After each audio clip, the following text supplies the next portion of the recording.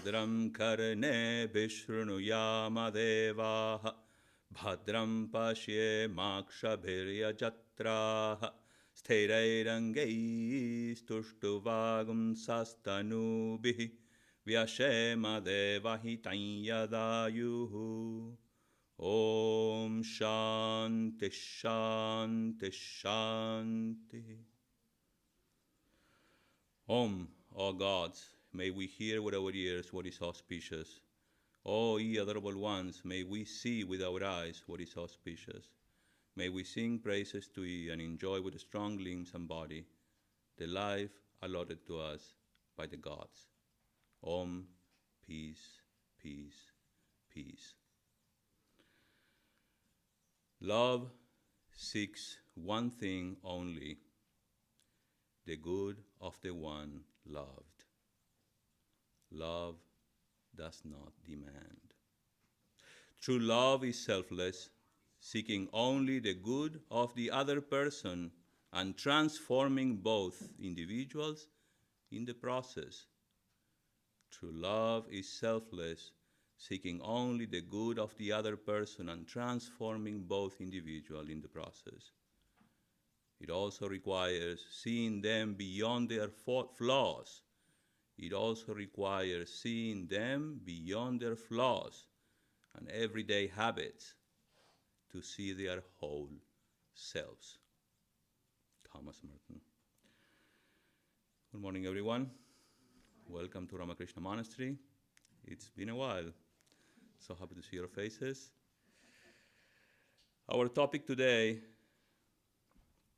deals with an aspect of our reality as spiritual beings living or experiencing a human experience, and that is the challenge to have to live with each other. Because it's very challenging. We have to interact with each other all the time, and there is nothing we can do about it. To live in this world is to relate to each other as human beings, with things, with nature, with the forces of nature. Can we avoid that? No. Let's talk about this. But before the topic today, I need to introduce the topic, is letting go of toxic bonds. Letting go of toxic bonds. What do I mean by that? Well, interactions, relationships. Let me tell you a story. It's about a woman named Arya and her garden. Every morning, she would water her roses, talk to her daisies, and smile at the bright poppies dancing in the sun. Her garden was peaceful, full of color and life, and it brought her great joy.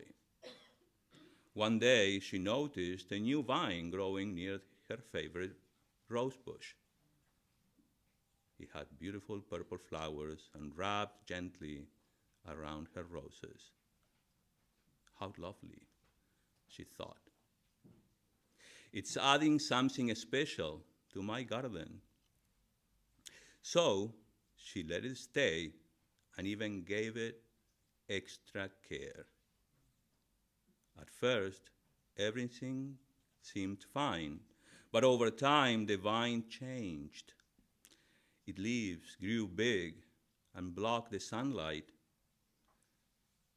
Its stems wrapped tighter and tighter around the rose bush, so tight they started to hurt it. The roses began to droop. The other flowers grew weak. The garden lost its light and its joy. A friend came by and said gently, Arya, that vine isn't helping your garden, it's hurting it. But Arya hesitated. But it was so beautiful once, she said, maybe if I just give it more time, if I just give it more love, it will change back. So she kept giving. water, space, attention, even as her garden faded. She trimmed her healthy plants to make room for the vine. She ignored the warning signs, hoping things would get better. Then one morning, she saw her rose bush nearly broken, its stems bruised, its petals gone. That's when the truth hit her. This vine wasn't going to change, and her loyalty to it was costing her everything else she loved. With tears in her eyes, but also a new kind of strength, she picked up her garden shears. And cut the vine away. It was hard. It hurt. But with every cut, more sunlight poured into the garden.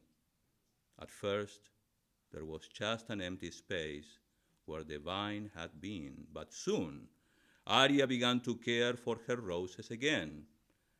She watered them, gave them room to breathe, and slowly they began to bloom once more.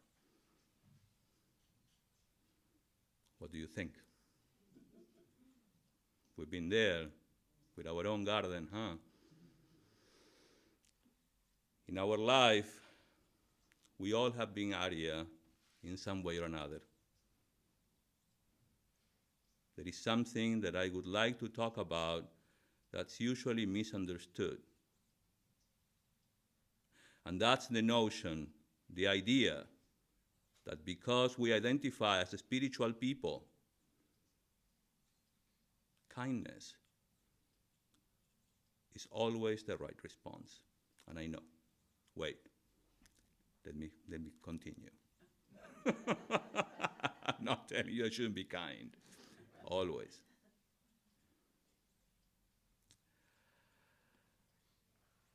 That you always need to be kind or be perceived kind, because that's the right response.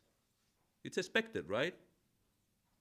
If you identify yourself or feel I'm a spiritual person, I have to be always nice to others, right? So then they will perceive me as a spiritual man. We've been told that to be nice is a virtue, that turning the other cheek is noble, and in most situations, among reasonable, reciprocal human beings, that's true. We've been told that to be nice is a virtue, that turning the other cheek is noble, and in most situations, among reasonable, reciprocal human beings, that's true. Do you agree? Has to be mutual. But here's the problem. There are people that don't operate by the same standard. There are people that they don't operate by the same moral or psychological framework. Your kindness isn't always a generous act. Your empathy, is not always a generous act. Most people assume that empathy is an inherently noble trait, but empathy is only noble when it's exercised within the boundaries of truth and mutual responsibility.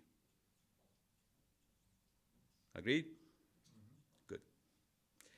Setting a boundary, therefore, is not easy. We all know that. It's not easy, especially when we are perceived as loving, empathic, caring, kind people. Most importantly, when we are perceived as a spiritual people. But out there, you know very well, it's not so easy. It's a kind of jungle where real strength is shown in the ability to deal with people who simply like to feed on you. Oops, sorry about that. I'm just saying. You should know better. We all carry some degree of damage. We don't know from where. Mostly from our childhood. And when we become adults, sometimes it's kind of hard to confront that. Where it's coming from, whether from this life or from previous lives, we don't know, but one thing is true. It's been triggered in this life. Some people learn how to deal with that in a healthy way, owning and working their way out of those limitations without hurting others. But some people just don't know how to do it. They don't know any better. I'm not here to judge them. Might be us. Why not? We are all a little bit damaged. In their inability to feel secure, to feel safe, some people start feeding on others by ways of manipulation. It's known as gaslighting. That's how they feel safe and secure. It's a compensatory pathology. People that require constant external validation to survive. There are people out there who feed off on that validation, and your niceness becomes the most sumptuous meal. They usually present themselves as very confident people, as grandiose, successful, and entitled. Sometimes they can be arrogant, and sometimes they may appear modest or like a victim. Often, our loyalty to our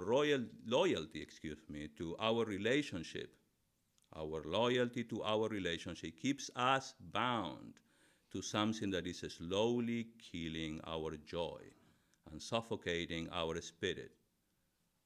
We keep thinking, if I'm just patient enough, kind enough, loving enough, they will change. They will see I'm different because, I'm special, I'm spiritual. But what we don't realize is that our kindness is perceived as weakness. It gives them more courage to justify their behavior. It teaches them that you will tolerate more because you already have. Like Arya, we may sacrifice our own well-being and health, hoping things will eventually change for the better. The vine represents the toxic relationships in our lives, the friendships that only take, the associations that consistently bring you down, or the connections that demand your life force while offering only drama and despair in return. A toxic relationship's nature is to cling and consume. It does not change because you are kind. It does not become fruitful because you are patient. The most courageous, most loving, and most self-respecting act you can perform for your spirit is to recognize what is poisonous and cut it away at the root.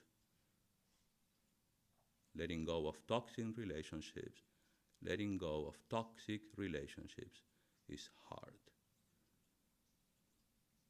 We fear that letting go is a sign of giving up, but in truth, it's an act of courageous self-preservation.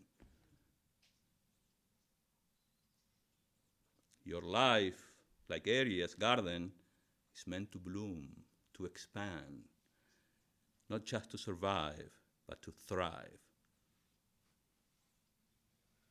setting a boundary is an act of love. You should know that. A boundary is not a wall to shut people out. It is a gate you control. Guard it fiercely, for what you allow through shapes the garden of your soul. Is it clear? Now, why? Well, as I said before, I'm not here to criticize people because, ignorance is the root cause of all this. Ignorance of our true nature, ignorance of our real source of fulfillment, real source of love. In our inability to connect with that source, we feed from the outside. But this is true. Whether you want to see it or not, it's there.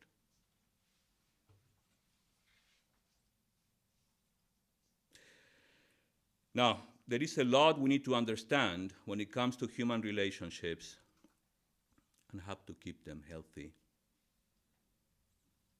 Letting go of toxic bonds, because what we all need is nothing but healthy relationships in our lives.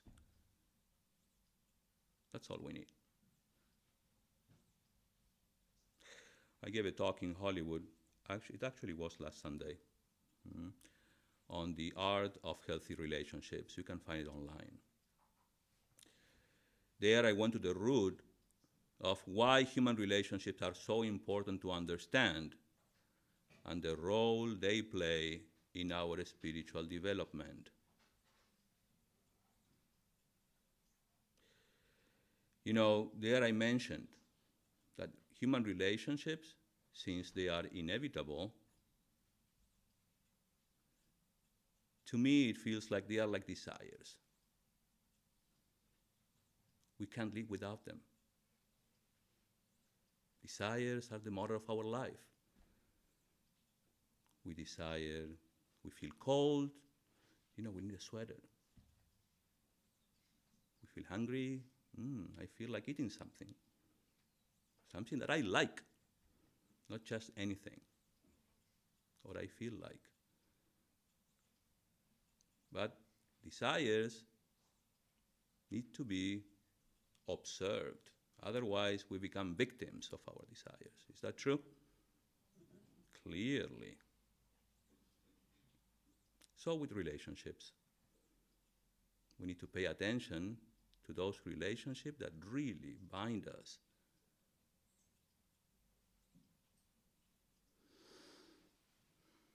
In life, relationships are inevitable. We can't really avoid them. We are always relating to something. From the moment we are born, or even before we are born, we are relating to our mother, to our parents, to those voices we hear while in the womb. We can't escape the world with its complex relationships, sometimes pleasant, at other times not so much. We also have to relate with the reality of nature, the sky, the trees, the stars, and the forces that govern the universe. Beyond these relationships, if there is a God, a universal unifying force, we all have a concept of what He is. And therefore, we have to relate to Him as well. Certain relationships we find are inevitable, and certain others are avoidable. In those relationships that are inevitable, we need to stay alert and know how to relate without being caught, without falling into traps. We are living in times where we find a lot of social fragmentation, as we can see, disconnections with phone, computers, social media, etc., etc. We must be aware. We need to have and entertain healthy relationships quality relationships in our lives that align to our values and goals. Understand what is good for our spiritual growth. If it's not, you have to make a decision. Stop suffering. Suffering ends when you make a decision.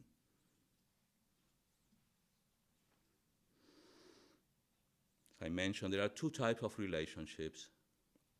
One that is dispensable, replaceable.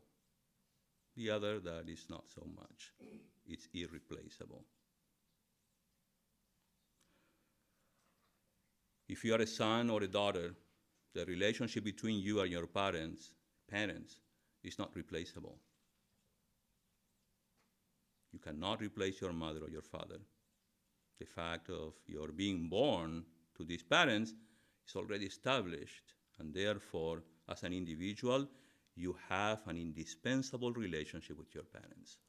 Similarly, with your brother and sister. What can you do about it? You were born in that family. You cannot alter the fact of your being a sister or a brother.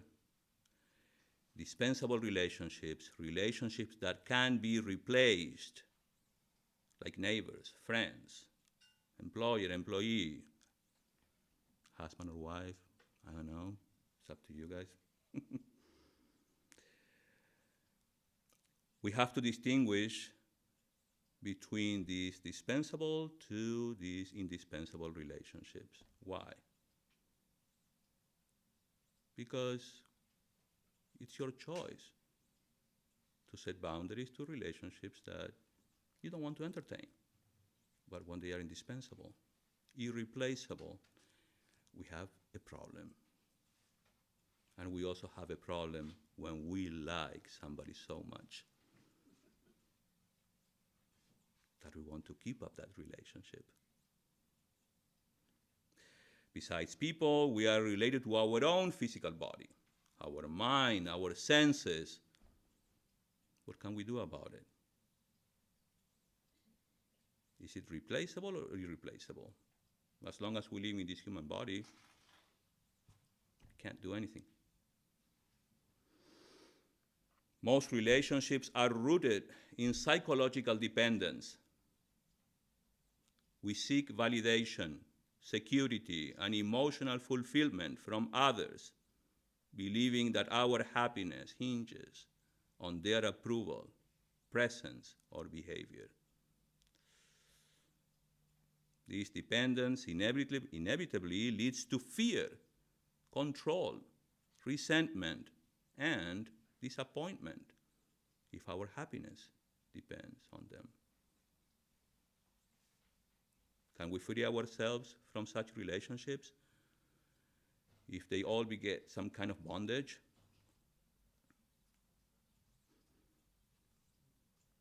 If I am placed in a situation I can't avoid without experiencing pain in my heart, without being hurt, definitely those relationships are binding relationships. Like binding desires. Are they healthy? Well, as I said before, we all have to make a decision, make up your minds. Let's see if we can avoid them, if we can set boundaries to relationships that are inevitable and not healthy. We need to understand when we cling to a relationship for our own happiness, that's a problem. When you depend on someone for your sense of well-being, you are not relating, you are clinging. The demands for either getting rid of or for attracting a relationship deals with something that is ingrained in all of us. I talked about this before in these lectures. It's called raga and dvesha, the demands for either getting rid of or for attracting a relationship deals with something that is ingrained in all of us. Our likes and dislikes. And from now on, get used to these two words because they will be repeated a lot. Likes and dislikes. They shape our personality. They shape who we are, our individuality. Isn't it true? I know in Vedanta we keep saying, oh, you're a divine being, you are the self, immortal. Well, when it comes to our daily life, when we wake up in the morning, it's like, oh, I gotta take a shower, I gotta go to the bathroom, I gotta eat something. We live in these human bodies. And we identify ourselves with it. Is there anything wrong? Well, we should stay alert. We should understand why it happens, because we are not human bodies. As well as we are not that identity or labels we put upon ourselves. I am so and so. But in reality, what we are, when it comes to that, is just a bunch of likes and dislikes. Do you agree? If I ask you, who are you? Well, I like this, I was born under the moon, or so and so, and therefore, blah, blah, blah. That's our identity. We can't help it. That's in Sanskrit, raga and dvesha. We are all unique individuals. Even enlightened beings, wise people, have their personal preferences. We also have our own ideas or concepts of people based on our likes and dislikes. Oh, he's like this, he's like that. We judge others based on our likes and dislikes. We interpret the world and even God in terms of our likes and dislikes. We cannot avoid relating to everything based on our likes and dislikes. Do you see it? Simple, yet so complex. We can never live a life unrelated except when we are asleep. In sleep, we are not related to this world or to its situations. We are not related to our real mother or father, much less are we related to time and space. In fact, we die to all forms of relationships when we are either completely asleep or in a state of a coma. However, as soon as we wake up, either to our dream world or to our waking state world, we are relating. It's inevitable.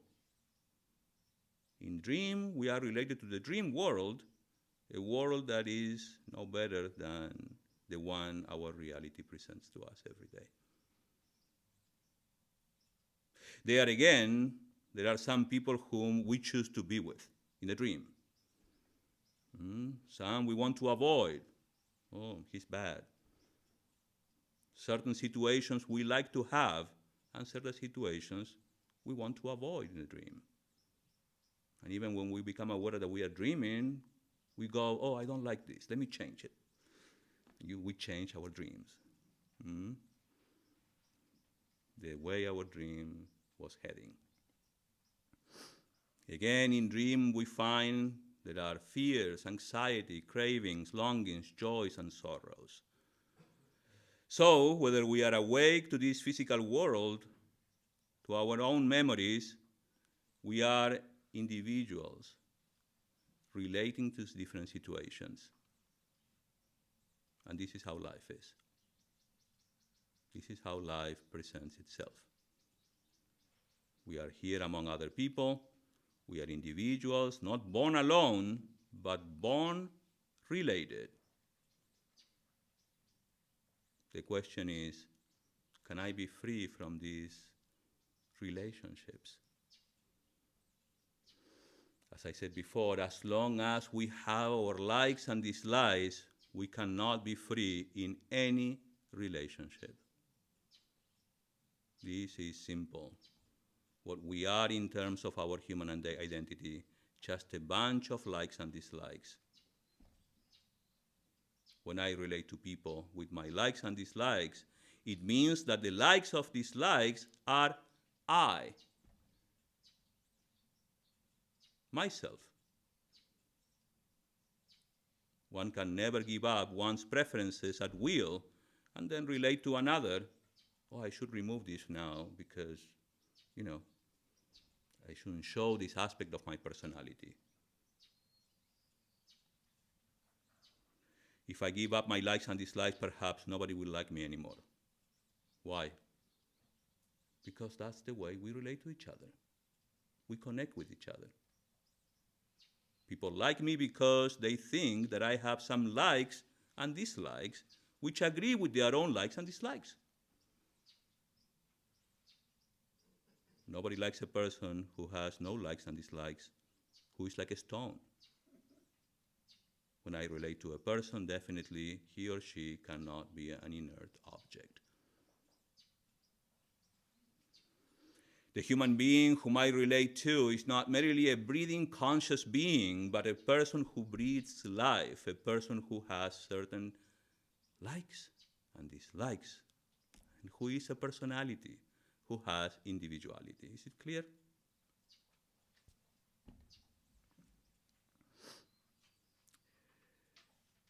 Therefore, when I relate to somebody, I am definitely going to bring into the relationship what? Say it. My likes and dislikes. Don't forget.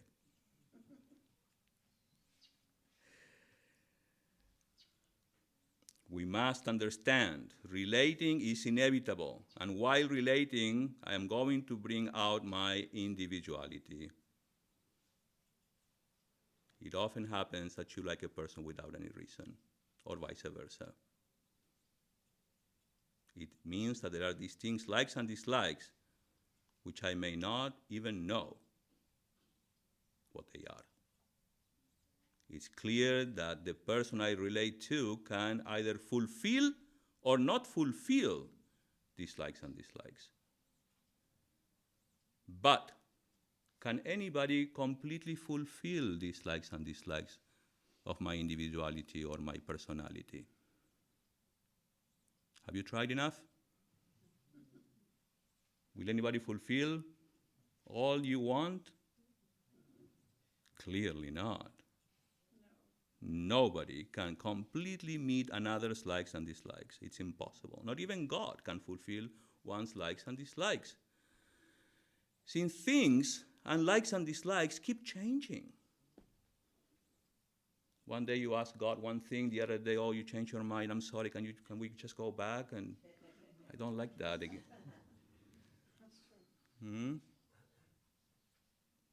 That doesn't mean that you cannot connect to God as a means or a symbol for your spiritual development, manifestation. But when we cling to God, when we have a trade kind of relationship, not even Him can help you. When we establish relationships that cannot meet our likes and dislikes completely, they are going to be falling into what we call binding relationships. When we establish relationships, meaning I'm good, I want to have a relationship with somebody. But unfortunately, you know the truth. It will never completely meet your demands. And therefore, it's bound to happen. It will fall into a binding relationship.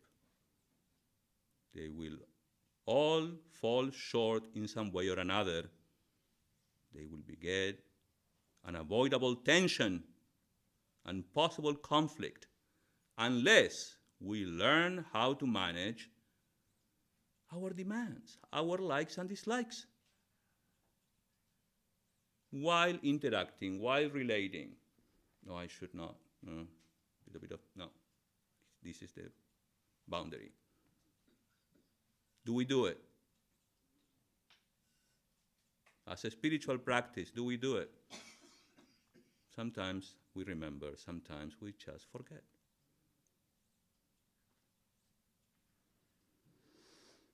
When certain likes and dislikes are met with, you like the person, you then love that person. But there are certain things that I am not very happy with. Then what do I do? Can you shape the perfect partner? Can you shape your perfect friend? Or your idea of God? Now, if you don't like a person at all, then there is no problem. You don't have to relate with him at all.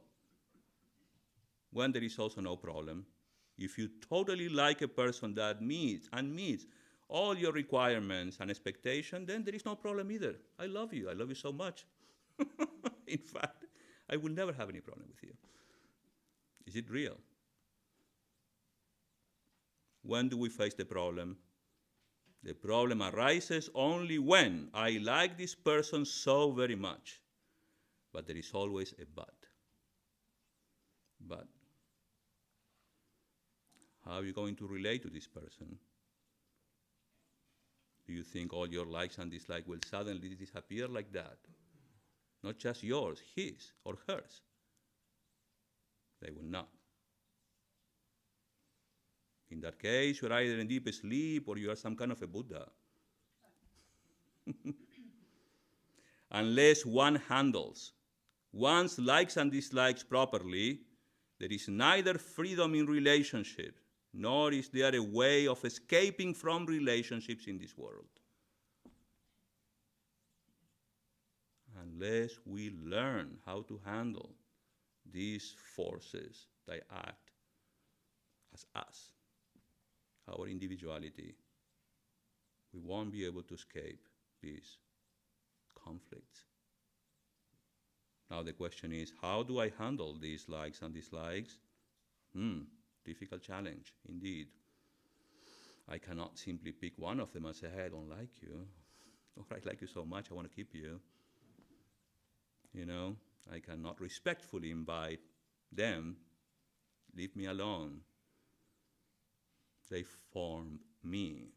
They shape my me, my personality, my individuality, with all my fears and anxieties. I keep hammering this on your, your heads, I know, but there is a reason. You need to accept and understand this very well, because there is a way out.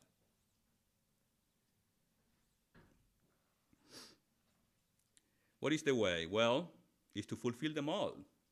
Possible? Not possible. In such a case, then people need to change. Will people change? No. We have enough experience. It's a fantasy that I can shape someone the way I want. It's a fantasy. I don't know why you keep doing it. Can you change your wife or your mother-in-law? Your husband? No. Acceptance, therefore. How am I going to fulfill my likes and dislikes without changing people? On the other hand, we have the situation that others want us to change as well, because it's mutual, you know. They can neither change, neither can fulfill my likes and dislikes.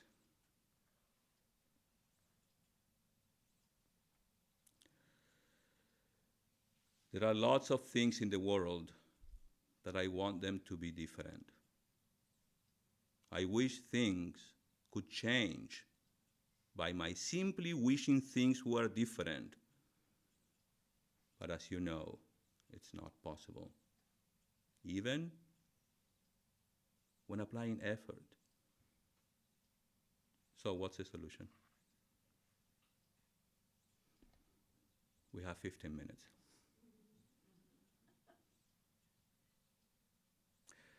There is no way of dealing with these likes and dislikes unless we understand this very well. In a relationship, certainly, I am going to be conditioned, limited, suffocated, and governed by these forces, by these two. There is nothing we can do about it. I want the other person to accept the way I think, the way I feel. I condition me as I do. Now, if I expect that, then mutual acceptance, it's a common expectation in a relationship. Mutual acceptance is a common expectation. Then we have also the communication problem. In relationships, how do we communicate that? Sometimes we are trapped in a situation which is already so toxic. We can't even talk like, mature people.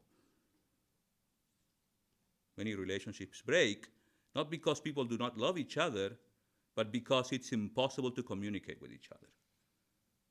We don't find a way, the right time, the moment to invite the other. Hey, I really care about you. We need to talk. It's difficult to communicate using the right words with the right meaning, the intention. What if the person refuses out of anger to understand, refuses to talk? Why not? People remain as they are,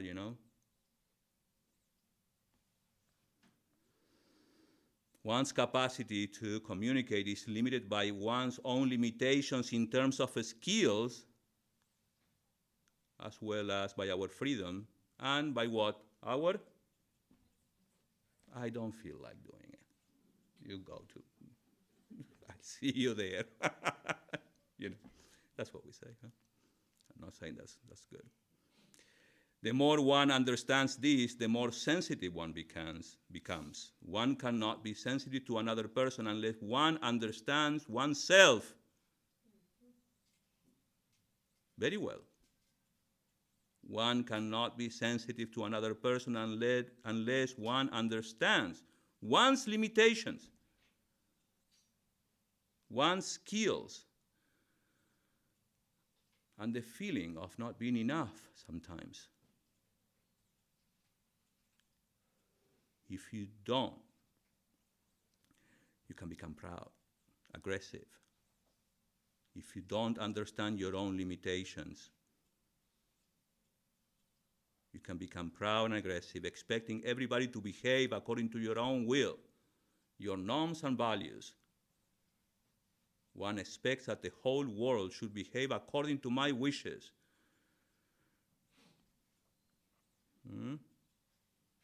Nobody's truly bad, We are all victims of this phenomena. So it's kind of hard to judge others, but stay alert.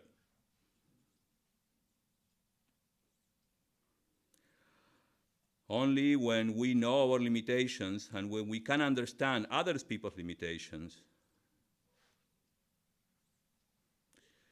in a relationship, that all that is required is this understanding, and that understanding is impossible, I repeat this again, without understanding oneself.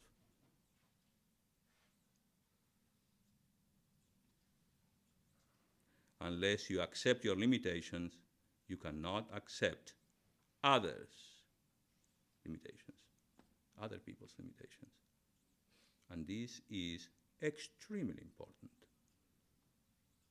Otherwise, we keep falling. We do the best we can based on our emotional trauma.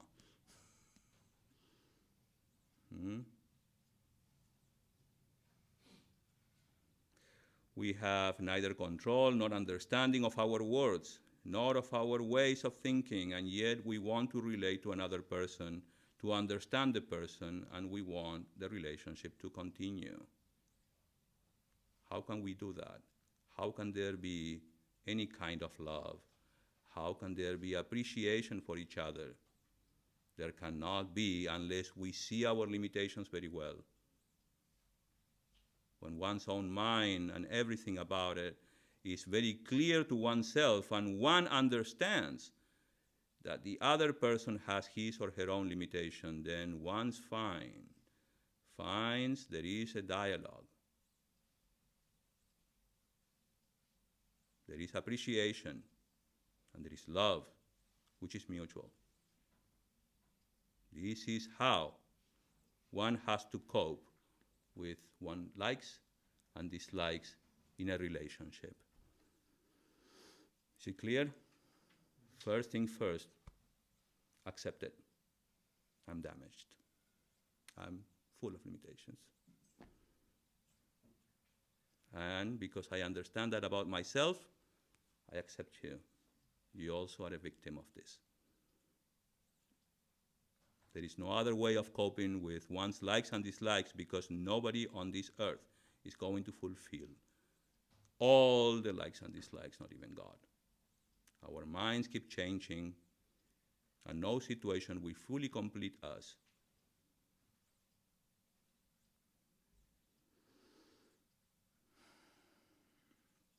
Once it's clear, then we can relate in a healthy way.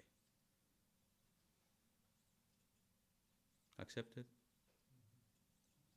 Therefore, there is a way to entertain healthy relationships. I relate with people I live with in the understanding that they cannot fulfill my likes and dislikes. I never want them to fulfill them, so there is no frustration. Problem solved. Then only you will find there is a relationship that can pretty much last. I won't say forever, because we have a lifespan in this body, but say forever, because we like that. Eternal. Why should it break? When you are appreciative of your limitations, and you are appreciative of other people's limitations, why should any relationship break? It can never break. And that's the secret. I do not want the scorpion to be kind. I do not want the poisonous snake to be kind to me.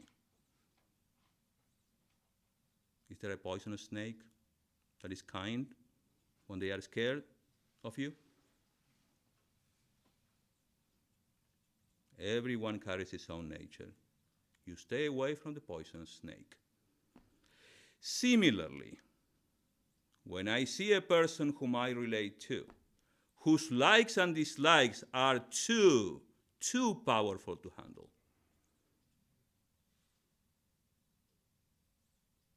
I can move away and be free. And this is my point.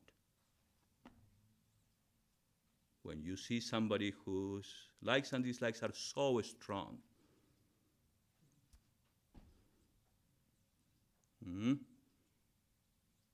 your call. Just as I do not go near the snake or play with it in the same way, without any remorse or bitterness in my heart, continuing to appreciate their limitations. I can let people be where they are. They can remain wherever they like to remain and be. As long as I accept and understand the person, his or her limitations, I can work happily with that person. In that relationship, I can be free. Now, the toxic bonds are characterized by manipulation, emotional dependency, resentment, fear, chronic dissatisfaction, and mutual harm. Toxic bonds arise from misplaced attachment. It's called moha in Sanskrit, to the transient world we experience with our senses, and the ego's craving for validation, security, or pleasure from others. Can that ever happen? That somebody will fulfill me completely? Clearly not, because that center of fulfillment is within you. Moha delusion is possessive, conditional, and rooted in desire. It clings, it demands, and therefore it suffers. Toxic relationships are expressions of this delusion, where love is used as a means to fulfill unmet emotional needs or control others. Through discrimination, through dispassion, through discernment, one sees that clinging to such bonds is like holding into a burning coal, hoping it will cool down. The solution is not to blame the other person, but to understand the futility of seeking security in something that keeps changing and is ephemeral. But even toxic bonds can serve as a divine purpose, to awaken the soul's longing for truth. Letting go begins when one stops asking, why is this happening to me? And starts asking, what is God trying to teach me through this? Toxic bonds are symptoms of a deeper spiritual misunderstanding. Something that by now you already understood. Is that right? You are not unhappy because of the other person. You are unhappy because you believe your happiness depends on them. Letting go then begins not with changing others, but with correcting oneself and our view, our expectations and our demands, based on our likes and dislikes. I accept my limitations to cope up with others' limitations. I have no bitterness, since I am well aware of my own limitations. It is understanding that really works in a relationship. When you understand, both of you can respect each other's virtues and be kind to each other's limitations, but never fall victim of somebody else's limitations. Such a relationship, if so, could be wonderful, simply because it's supported by freedom and true love. And these relationships become opportunities for self-growth, mutual respect, and spiritual maturity, because we can't help relationships. Is that clear? Meaning, we can't avoid them. So we have to entertain healthy relationships. No other way. A healthy relationship means relating to others from a place of inner fullness rather than emotional need. It's not the absence of relationship, but the absence of bondage within it. A healthy relationship in this view is one in which both parties are free to be, to grow, and to love without conditions. Conditions without conditions. That thing, I will do this for you, if you, no conditionals. The healthiest relationship one can cultivate is with one's own self first. And from that inner harmony, all other relationships can flourish. True letting go is not abandonment, but awakening. Awakening of what?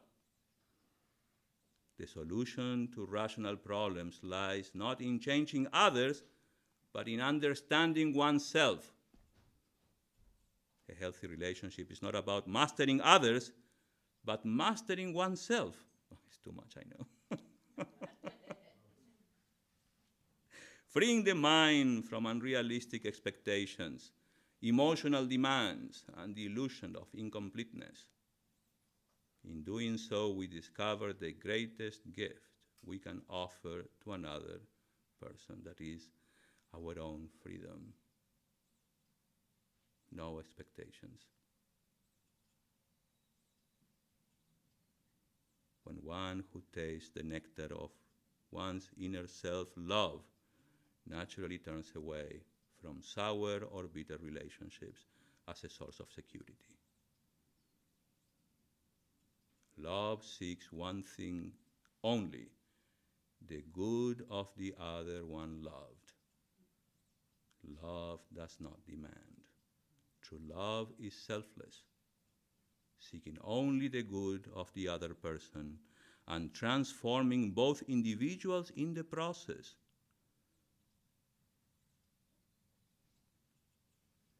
It also requires seeing them beyond their flaws and everyday habits to see their whole selves.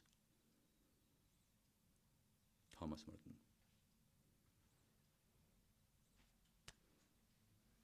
Thank you.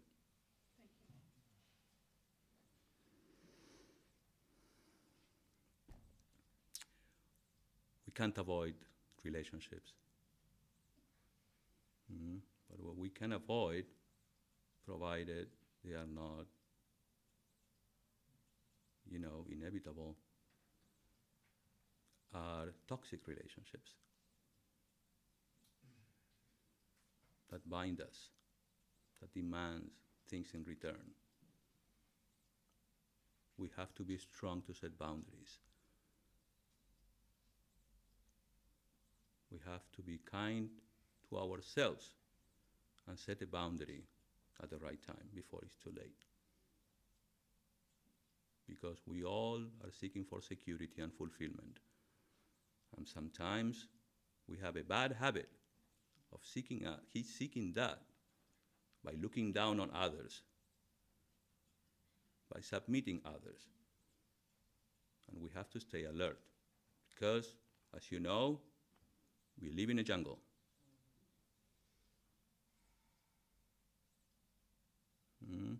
And we don't fight with, we do, with arms and blah, blah, blah. Yes, we have wars, of course. But what do we do to each other? Psychological manipulation. So stay alert, my friends. To be spiritual is to be strong and to understand that relationships are inevitable based on our identity, likes and dislikes. So we can't expect others to fulfill us.